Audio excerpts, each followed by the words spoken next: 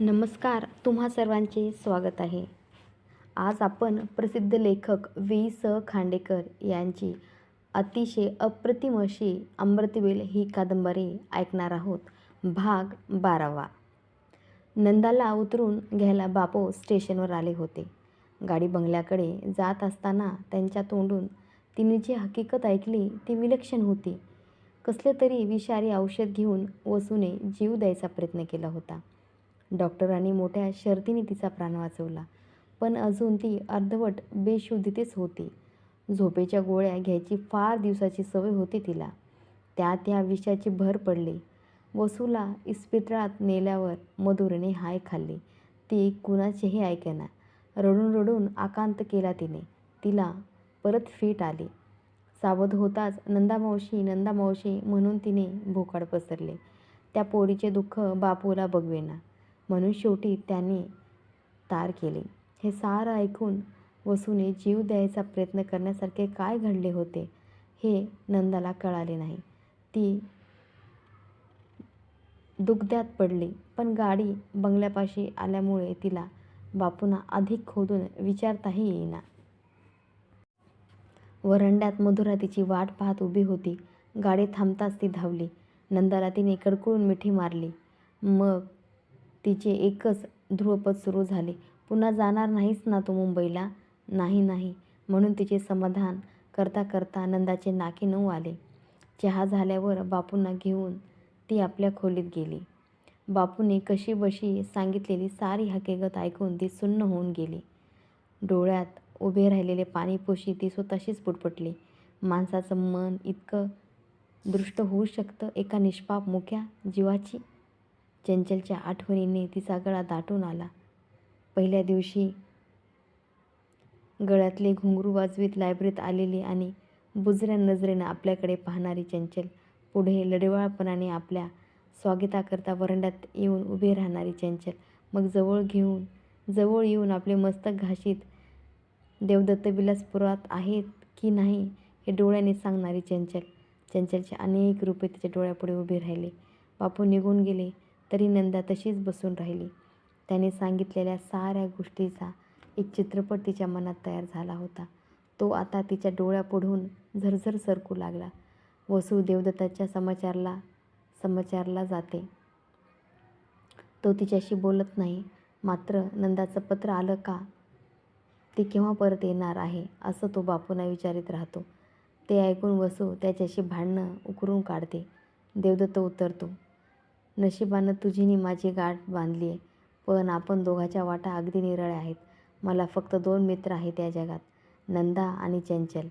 त्यातल्या नंदाला भलतं संशय घेऊन तू इथून घालून दिलंस. फार दुष्ट आहेस तू. त्याच्या बोलण्याने वसू चिडते, बेभान होते. चंदनगडावरल्या ऐकीव गोष्टीचे तिखटमीठ लावून वर्णन करते. देवदत्त संतापतो. चल चालती हो इथनं, पुन्हा तोंड दाखवू नकोस मला, म्हणून तो तिच्या अंगावर ओरडतो. 4 चौघांसमक्ष झालेल्या अपमानाने भडकलेली वसू देवदत्त जन्मभर विसरणार नाही असा धडा त्याला शिकवायचा ठरवते. तो बंगल्यावर परततो त्याच दिवशी नोकराकरवी ती चंचलला खाण्यातून विष घालते. देवदत्ताच्या डोळ्यासमोर त्याची लाडकी बेटी तडफडत मरते. ही सारी वसूची करणी आहे हे त्याला कळते. तिने आपल्यावर घेतलेला हा सूड पाहून तो बेभान होतो. तो तिच्या बंगल्यावर जातो न तिचा गळा धरून चंचलच्या सोबतीला तुलाही पाठवतो अशी धमकी तिला देतो. त्यांच्या मागोमाग धावत आलेले बापू मध्ये पडतात. देवदत्त वसूला सोडून देतो. खाली मान घालून तो म्हणतो, चुकलं माझं बापू, अजून ताब्यात राहत नाही माझं मन. अशी चूक पुन्हा होऊ देणार नाही मी. कृपा करून नंदाला हे कळू नका, तिला फार दुःख होईल हे ऐकून. देवदत्त निघून जातो. पण भीतीने अर्धमेल्या झालेल्या वसूला आपल्या मनाचा तोल सावरता येत नाही. लहान सहान आवाजाने ती थरकाप उडतो. देवदत्त बंदूक घेऊन आपल्याला गोळी घालायला येत आहे या विचाराने ती भ्रमिष्ठासारखी वागू लागते. झोपेच्या गोळ्या घेऊनही तिला झोप येत नाही. शेवटी भीतीच्या भरात 3-4 महिन्यापूर्वी पैदा केलेले विषारी औषध ती घेते. दुसऱ्या दिवशी सकाळी वसूच्या आत्महत्येच्या प्रयत्नाची बातमी गावभर होते. देवदत्त स्वतःला आपल्या बंगल्यात कोंडून घेतो. तो धड खात पीत नाही. होय नाही, नाही नाही याशिवाय कुणाशी दुसरे काही बोलत नाही. त्याच्या मनात नेहमी घोळणाऱ्या आत्महत्येच्या विचारांनी नंदाकडून बापूंना कल्पना आलेली असते. ते हादरून जातात. त्यातच मधुरेच्या हट्टाची भर पडते. नंदाला बोलावून घेण्याकरीच बापूला गत्यंतर उरत नाही. कल्पनेने हे सारे जग डोळ्यासमोर उभे करताना नंदा मनाशी म्हणत होते, माणसाच्या विवेकशक्तीपेक्षा त्याचे मनोविकार किती बलवंतर असतात. गांधीजीच्या पेक्षा शेक्सपियरला मनुष्य अधिक कळला होता. या दासबाबूच्या आवडत्या उक्तीत किती भयंकर सत्य भरले आहे. पण वसूचा वेडा सूड आणि देवदत्ताचा आंधळा राग हे काही परीक्षेला लावलेल्या शोकांतीतील अभ्यासाचे विषय नव्हते. त्याच्याशी तिला मुकाबला करायचा होता. तो कसा करायचा या विचारात ती व्यग्न होऊन गेली. स्नान आटोपून नंदा वसूच्या समाचाराला इस्पितळात गेली तेव्हा 11 वाजायला आले होते. वसूच्या बिछाण्यापाशी उभे राहून तिने मायेने भरलेल्या पण कातर अशा स्वराने हाक मारली, वसू. पण काही उत्तर आले नाही. वसूच्या हातापायाचा अस्वस्थ चाळा मात्र सुरू होता. मध्येच ती डोळे उघडून क्षणभर इकडे तिकडे पाहत होती. पण आजूबाजूची माणसे तिला ओळखता येत नसावीत. वसूची ही स्थिती पाहून नंदाला भडभडून आले. डॉक्टरांशी 4 शब्द बोलून ती खोलीतून बाहेर पडायच्या बेतात होती. इतक्यात वसूच्या मुद्रेवर मंद स्मित दिसू लागले. तिला शुद्ध आले असावे. खोल गेलेल्या आवाजाने तिने हाक मारली, नंदा. नंदा आनंदाने तिच्याजवळ गेली. तिच्या केसावरून हात फिरू लागले. अजान बालकाप्रमाणे नंदाकडे टकमक पाहत वसू पुटपुटली, मला जगायचे, मला जगायचे, मला जगावंसं वाटतं गं. लगेच तिच्या डोळ्यातून घळाघळा पाणी वाहू लागले. तिच्या तोंडावरून आपला गहिवरलेला हात फिरवीत नंदा म्हणाली, वेडी कुठली, हा हा म्हणता बरी होशील तू. मागचं सारं विसरून जा म्हणजे. नंदाच्या या शब्दासरशी वसूची चेहरा एकदम बदलली. तिच्या मुद्रेवरचे स्मित मावळले. नजरेतल्या भाल्याने नंदाला भोसकीत ती ओरडली, नाटकी सटवी, माझ्या संसारात बिबा घालायला आली. चल चालती हो, जा जा जा. डॉक्टरांनी नंदाला खुनेने बाहेर जायला सुचवले. खिन्न मनाने नंदा बंगल्यावर परतली. आता तिला दुसरे दिव्य करायचे होते. देवदत्ताची भेट घ्यायची होती. त्याला केव्हा भेटावं याचा ते विचार करू लागले. इतक्यात बापू लगबगीने तिला भेटायला आले. तिच्या हातात एक लिफाफा देत ते म्हणाले, तू आल्याचं मी देवदत्ताला सांगितलं. कितीतरी वेळ ते काहीच बोलले नाहीत. मग तुला देण्यासाठी त्याने हे पत्र माझ्याकडे दिले. आतले पत्र चांगले जाडजूड होते.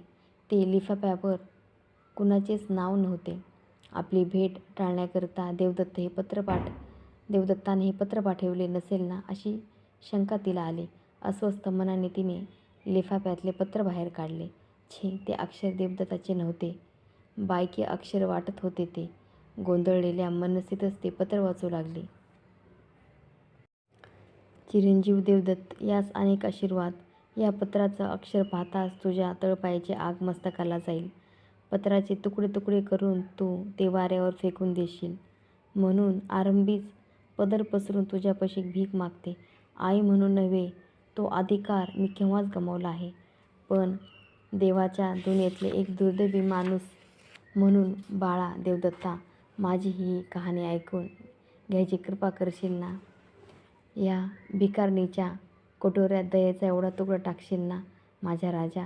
होय, पाण्यात पडून अर्ध्या उघड्या डोळ्यांनी तू माझ्याशी बोलायचास तेव्हा अशीच हाक मारीत असे मी तुला. माझ्या राजा, तो दिवस माझ्या आयुष्यात उगवला नसता तर फार फार बरं झालं असतं.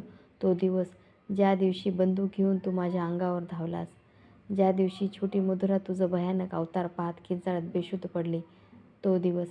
7-8 महिने होत आले. हे काळं तोंड पुन्हा तुला दाखवायचं नाही असा मनाशी निर्धार करून मी विलासपूर सोडलं. कुणालाही बरोबर न घेता मी कुठे आहे हे तुला, सुनबाईला, बापूंना कुणालाही कळू दिलं नाही. मात्र प्रत्येक रात्री उशीवर डोकं ठेवलं की मनात येई, त्या दिवशी मी मेले असते तर या यमयातनेतून मुक्त झाले असते. देवदत्ताची भरलेली बंदूक मी सहज उचलली आणि ती अचानक उडाली. असा कबूल जवाब मी दिला असता. मग तुझ्या मांडीवर डोकं ठेवून कायमचे डोळे मिटले असते. पण तेवढे कुठं माझं भाग्य. जगातल्या कुठल्याही आईनं आपल्या मुलाला लिहिलं नसेल असं हे पत्र लिहिण्यासाठी मी जिवंत राहावं अशी देवाची इच्छा होती. आईपेक्षा मोठं दैवत नाही असं लोक म्हणतात, पण आई बाप काय, नवरा बायको काय नाही, सारी माणसंच असतात रे. वरचं नातं खरवडलं की आत उरतं ती नुसती माती. साधी माती नव्हे, धगधगणाऱ्या वासनेतल्या तेलानं माखलेली माती. हा हा म्हणता भडकणारी माती. बाळा, माझ्या पुढे तुझ्या आयुष्याची राख रांगोळी झाली. तुझ्या दृष्टीने मी फार मोठी गुन्हेगार आहे. पण एक गोष्ट विसरू नकोस, बहुतेक माणसं थोड्याफार प्रमाणात गुन्हेगार असतात. फरक एवढाच की एखाद्याच्या गुन्ह्याची चौकात दौंडी पिटली जाते, दुसऱ्याच्या गुन्ह्याचा या कानाचा त्या कानाला पत्ता लागत नाही. माझ्या आयुष्याला जी अभद्र कलाटणी मिळाली तिला माझ्या इतकेच तुझे वडील जबाबदार आहेत. तू बंदूक घेऊन माझ्या अंगावर धावलास तेव्हा मी एवढंच म्हणायला हवं होतं, खुशाल मार तू मला. पण तुझा आरोप खोटा आहे. तुझ्या वडिलांचा कुणीही खून केला नाही. ते अजून जिवंत आहेत. पण त्यावेळी माझी दातखिळी बसली. मधुरा बेशुद्ध झालेली पाहून माझ्या तोंडातून शब्द बाहेर फुटेना. तुझे वडील परवापर्यंत जिवंत होते. 20 वर्षापूर्वी आत्महत्येचं पत्र लिहून ठेवून ते चंदनगडावर गेले असावेत. पण घारगड्यावर उभं राहून आपला देह समोरच्या दरीत झोकून देण्याचा धीर त्यांना झाला नसावा. मी त्यांच्या भित्रेपणाला हसत नाही. जीव द्यायचा विचार माझ्याही मनात अनेकदा येऊन गेला. पण खरं सांगते तुला, माणूस कितीही दुःखी असो, रोगी असो, दरिद्री असो, त्याचं खरं प्रेम असतं तर एका गोष्टीवर, ते म्हणजे जगण्यावर. तुझे वडील मधल्या काळात कुठे होते याची मला कल्पना नाही. 6-7 वर्षापूर्वी मला ते अचानक दिसले प्रयागात. मी संगमावर स्नान करायला गेले होते. तिथल्या गर्दीत अंगावर लख्तर असलेला हा वेडा एका काळी आपला नवरा होता हे स्वतःशी कबूल करणं मला फार जड गेलं. पण मी कितीही दुष्ट असले तरी मला वेड लागलं नव्हतं. त्यांना तिथं सोडून जाणं माझ्या जीवावर आलं. वेड्याच्या इस्पितळात पोहोचविलं मी त्यांना. त्यांच्या खर्चाची तरतूद केली. अलीकडे मी वरचेवर तीर्थयात्रेला जात असे. या यात्रेतलं मुख्य तीर्थ होतं ते वेड्याचं इस्पितळ. एक विश्वासू कारकून आणि एक खात्रीची कुळबीण माझ्याबरोबर असत. त्या दोघांनी माझं दुखणं जाणलं, माझं गुपित सांभाळून ठेवलं. डॉक्टरांनी खूप उपचार करून पाहिले, पण त्यांना गुण आला नाही. शेवटी तर कुबेरावर स्वारी करून त्यांची संपत्ती लुटून आणण्याच्या गोष्टी ते डॉक्टरांशी करू लागले. संपत्तीच्या या अनिवार्य वेडाने त्यांचा, माझा, तुझा सर्वांचा घात केला. पीठ आहे तर मीठ नाही अशा घरात तुझे वडील जन्माला आले. तिथेच वाढले. विलासपूरच्या जहागीरदाराच्या वंशात दुसरा कुणी मुलगा नव्हता म्हणून त्यांना दत्तक घेण्यात आलं. या दत्तकाचे वाद वर्षानुवर्षे चालले होते. पुढं तुझे वडील फार देवभोळे होते. बालपणी कोणी ज्योतिषानं त्यांना मोठा धनयोग सांगितला होता म्हणे. दत्तक झाल्यावर त्या भविष्याचा पडताळा त्यांना आला. पण त्यामुळेच मंत्र, तंत्र, जादूटोणा, ज्योतिष, बुवा बैरागी यांच्यावर त्यांची आंधळी श्रद्धा वाढत गेली. दत्तकाच्या वादाचा निकाल विरुद्ध होईल आणि पुन्हा आपल्या हाती झोळ येईल या भीतीने ते नेहमी मलूल असायचे. आपण दारोदार भीक मागत फिरत आहोत असे स्वप्न त्यांना वारंवार पडायचे. भर मध्यरात्री घामाघूम होऊन ते जागे व्हायचे, चिंता करीत बसायचे. गांधीच्या चळवळीत तर त्यांची भीती शिगेला पोहोचली. स्वराज्य आलं की संस्थानं आणि जहागिरी खल्लास होणार असं बापूंच्या सारखी माणसं सभात बोलायची. ते वाचून तुझे वडील अगदी बेचैन व्हायचे. हिमालयाच्या एका साधूपाशी परीस आहे असं त्यांना कुणाकडून तरी कळलं. ते धडपडत हिमालयात गेले, वणवण फिरले, परत आले ते एका गोऱ्या गोमट्या तरण्याताट्या बुवाला बरोबर घेऊन. आपल्या बेंबीतून त्यांनी लक्ष्मीची मूर्ती काढून दाखविली होती त्यांना. ते पाहून हा बुवा मंत्रतंत्रानं आपल्यावर पैशाचा पाऊस पाडेल अशा आशेने ते त्यांना घेऊन आले. तो बुवा आला आणि तुझ्या वडिलांचं हे वेड आणि त्यापायी माझ्याकडे होणारे त्यांचं दुर्लक्ष मी कसंबसं सोसत होते. पण कुबेराचं भंडार मिळावं म्हणून या बुवानं तुझ्या वडिलांना जे नियम पाळायला लावले त्यातला पहिला नियम होता तो कडक ब्रह्मचार्याचा. कळू लागल्यापासून कुठल्याही इच्छा आवरायला कुणी मला शिकवलं नव्हतं. तुझे वडील तर माझ्या पदराचा वारासुद्धा वर्ज्य मानू लागले. अजून तो दिवस आठवते मला. विषमज्वराने मी फणफणले होते. तुझे वडील खोलीत आले, पण ते माझ्याजवळ बसले नाहीत. माझ्या अंगावरून त्यांनी हात फिरवला नाही. छू असं काहीतरी पुटपुटत चिमूटभर अंगारा त्यांनी दुरून माझ्यावर फेकला आणि आता हिला कळी काळाचा सुद्धा भय नाही असं म्हणत ते बाहेर निघून गेले. शरीर सुख हा नवरा बायकोच्या मनाची जुळणी करणारा एक नाजूक दुवा असतो. तोच तुझ्या वडिलांनी तोडून टाकला. निष्प्रेम आयुष्यामुळं माझ्या साऱ्या भावना करपून गेल्या. शरीर सुखाखेरीज पती पत्नीच्या परस्पराच्या सहवासाची आणि सहानुभूतीची सदैव गरज असते, पण ही गोष्ट तुझ्या वडिलांनी ग्वाही नव्हती. सुखासाठी भुकलेले शरीर आणि मायेसाठी तहानलेली मन याची मला जाणीव नकोसा केला.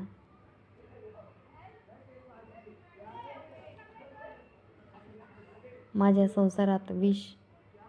संसारात विष कालवणाऱ्या त्या बुवाचा सूड घ्यायचा मी ठरवलं. तो मी घेतला. त्याला मोह घालून पापाच्या खोल दरीत ढकलताना त्याच्या पाठोपाठ मीही गडगडत्या दरीत गेले. एवढं कसं बसं लिहिलं. आता माझ्या पुढच्या अधपाताची कहाणी कोणत्या शब्दांत तुला सांगू? जे करायची लाज वाटत नाही ते सांगायला माणूस का शरमतो? पाप घुबडासारखं असतं का? काळोखातच त्याला आवडतो. तू मला निर्लज्ज म्हण, पण या शेवटच्या घटकेला तुझ्यापासून काही चोरून ठेवायचं नाही मला. त्या बुवाचा सूड घेतल्याच्या समाधानात माझा दिवस जाई, पण रात्र झाली की सुखासाठी हापापलेले शरीर त्याच्या घट्टमिठीच्या कल्पनेनं मोहरून जाई. मंत्रिकाच्या हातातून निसटलेल्या नागिनीसारखी माझी वासना मोकाट सुटली, इतकी की काही वेळा मलाच तिची भीती वाटू लागे. त्या बुवाच्या भगव्या वस्त्राखाली आमचं पाप बरेच दिवस लपून राहिलं, पण शेवटी तुझ्या भोळ्या वडिलांनासुद्धा त्याचा संशय आला. आमच्यावर त्यांनी पाळत ठेवली. त्या बुवाला लवकरच आपलं चंबू गव्हाळं गुंडाळून पळून जावं लागलं. हे प्रकरण सुरू असतानाच गावातल्या एका प्रौढ लोकप्रिय डॉक्टरांशी माझी मैत्री झाली होती. पाप करणाऱ्यांना हुशार वकील आणि डॉक्टर यांचा मोठा आधार असतो. या डॉक्टरांना आपल्या कामाचा मोबदला पैशात नको होता. झालं, माझी प्रकृती वारंवार बिघडू लागली. मुंबई पुण्यातल्या बड्या डॉक्टरांनासुद्धा माझ्या रोगाचं निदान करता येईना. रात्री अपरात्री मला डॉक्टरांची जरूर लागे, म्हणून ते कुटुंबवत्सल गृहस्थ रात्रभर आमच्या बंगल्यावरच राहू लागले. जंगलात लावलेला वणवा कधी लवकर विझला का? माझ्या आजाराचं खरं स्वरूप लवकरच तुझ्या वडिलांच्या लक्षात आलं. अफाट संपत्ती मिळवण्याचे त्यांचे सारे दैवी प्रयत्न फसले होते. ते स्वतःवर आणि जगावर चिडले होते. त्या आगीत हे तेल पडलं. चंदनगडावर आपण आत्महत्या करीत आहो असं पत्र मागं ठेवून ते एके दिवशी नाहीसे झाले. तू 9-10 वर्षाचा होतास तेव्हा. डॉक्टरांच्या माझ्याशी चालणाऱ्या सलगीचा अर्थ तुला लवकरच कळू लागेल या भीतीने मी बेचैन झाले. मी डॉक्टरांना सल्ला विचारला. ते स्वतः मनसोक्त मद्यपान करीत असत. मलाही त्याचं वावड नव्हतं. तुझं मन बोथट करण्याकरता आमच्या बैठकीत त्याने तुला सामील करून घेतलं. माझ्या हातानं मद्याचा पहिला प्याला मी तुझ्या हाती दिला. आता मी कायमची निर्भय झाले असं मला वाटलं. दारूसारखा पापाचाही कैफ चढतो हेच खरं. त्या कैफीत मी चांडाळणीनं पोटच्या गोळ्याला एका भयंकर व्यसनाच्या गर्केत ढकललं. नरकाच्या राजरस्त्यानं अशी धावत होते मी, पण मध्येच मागं पडलेल्या स्वर्गाच्या पाऊलवाटेची मला आठवण होई. बापूच्या बायकोचा हेवा वाटे. नवऱ्याचा एक पाय सदा तुरुंगात, पण सावित्रीबाई धुतल्या तांदळासारखी राहिली. बिचारीच्या अंगाला नवं कोरं लुगडं भेटायचं नाही, तरी ती समाधानी. पण केव्हाही पहा ती हसतमुख दिसायची.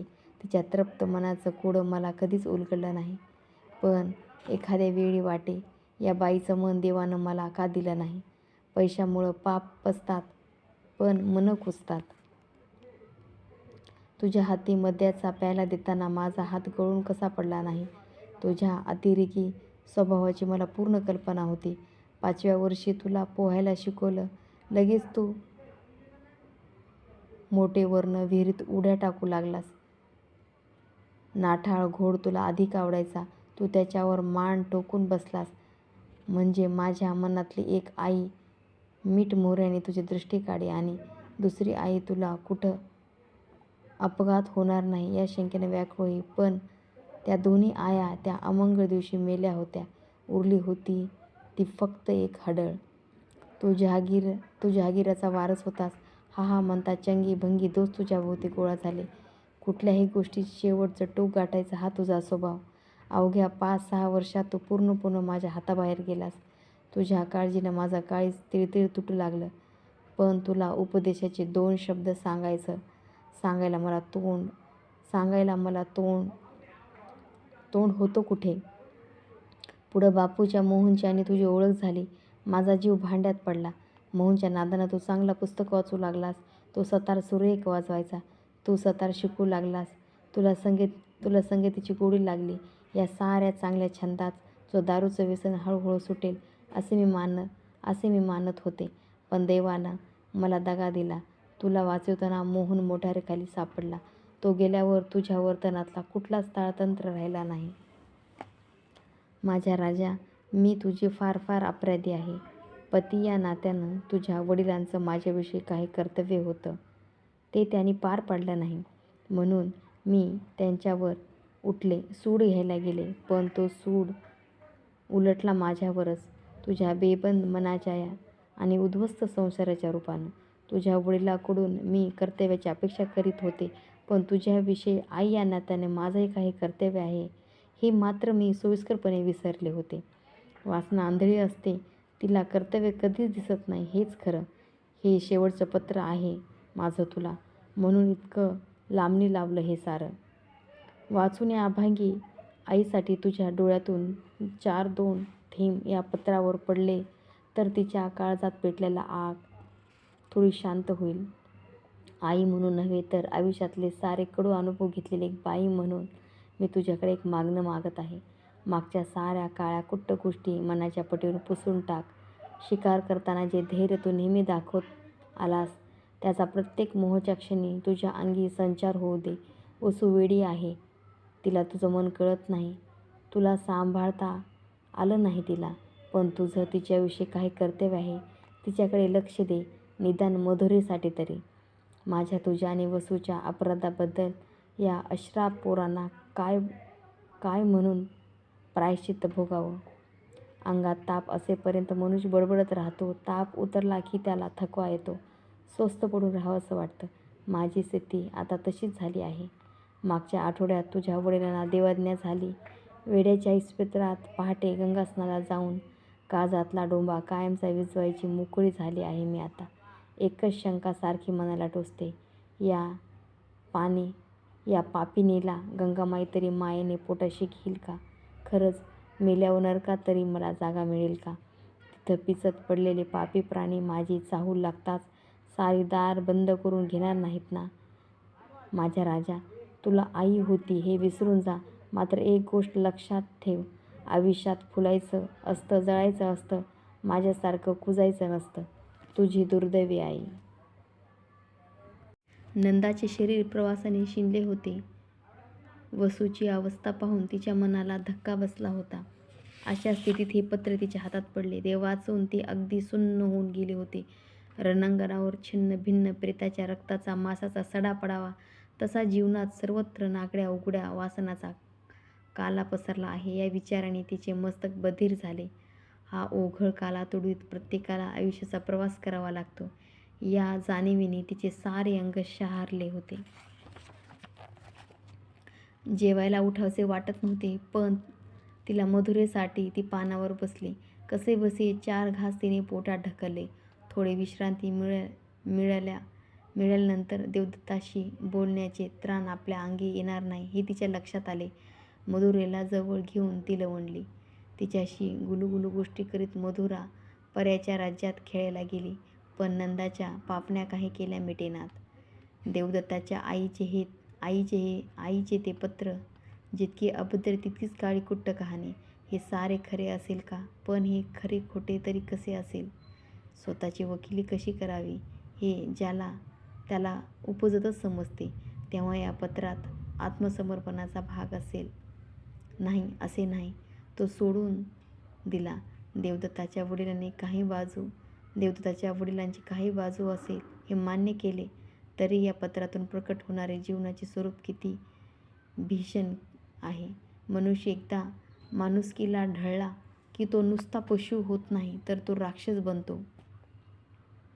कुशीत झोपलेल्या मधुरेकडे डोळे भरून पाहता पाहता तिच्या मनात आले, एकेकाळी देवदत्ताची आई या पोरीइतकीच निष्पाप होती. पण माणसाला सदैव लहान राहता येत नाही.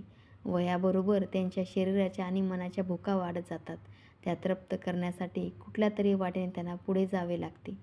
या वाटचालीच्या वळणावर नाना प्रकारचे मोह दबा धरून बसलेले असतात.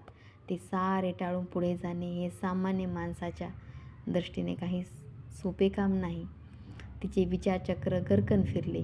देवदत्ताच्या आईविषयी मनात निर्माण झालेल्या घृणेला करुणेचा एक प्रवाह येऊन मिळाला. तिचे मन म्हणू लागले, आपल्या आयुष्याची मनासारखी घडण करायला या जगात माणूस मोकळा आहे कुठे? तो कधी देवाचे तर कधी समाजाचे खेळणे होतो.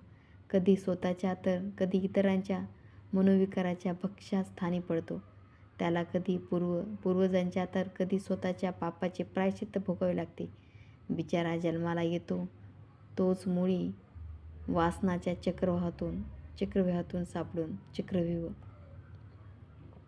विचारचक्र आता उलट्या दिशेने फिरू लागले. या चक्रव्यूहाचा भेद करण्याची शक्ती परमेश्वराने पशुपक्ष्यांना दिलेली नाही. ते नैसर्गिक वासनाचे गुलाम असतात. पण हा मनुष्य मोठा भाग्यवान प्राणी आहे.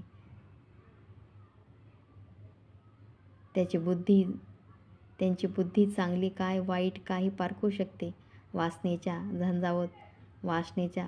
वासनेच्या झांजावतीनेही त्यांच्या अंतःकरणातील भावनेचा नंददीप विझत नाही. नैसर्गिक वासनाप्रमाणे संस्कृतीच्या प्रेरणांचा वारसाही त्यांना मिळाला असतो.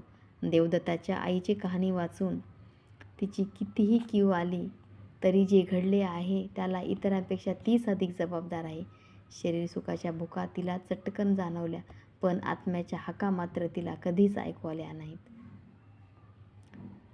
देवदयेने सोन्यासारखा मुलगा लाभला होता तिला. ती कल्पवृक्षाची कळी फुलवण्यासाठी तिने रक्ताचे पाणी केले असते तर ते रक्त आज बेफाम होऊन व्यभिचाराच्या खातिरात रमतगमत राहिले नसते. धन्यवाद.